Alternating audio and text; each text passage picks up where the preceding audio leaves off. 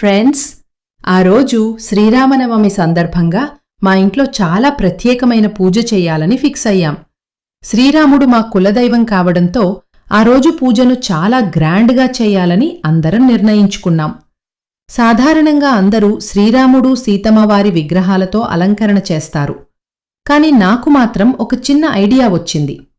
దశరథ మహారాజు చిన్నప్పటి శ్రీరాముణ్ణి చూసి ఎంత ప్రేమగా, ఎంత ఆనందంగా మురిసిపోయేవాడో, అలాంటి సీన్ని డిజైన్గా చేస్తే ఎలా ఉంటుంది అనిపించింది.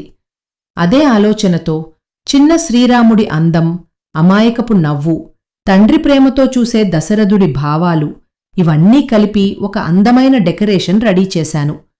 ఫైనల్గా ఎలా ఉందో చూసే ముందు ప్రపంచంలోనే గొప్ప గుణాలు ఉన్న ఒకే ఒక్క మనిషి మన శ్రీరామచంద్రుడు. ఆయనకి అందరూ ఒక లైక్ కొట్టి ఛానల్ని సబ్స్క్రైబ్ చేయండి. ఇక ఫైనల్గా బ్యూటిఫుల్ డెకరేషన్ రెడీ అయిపోయింది.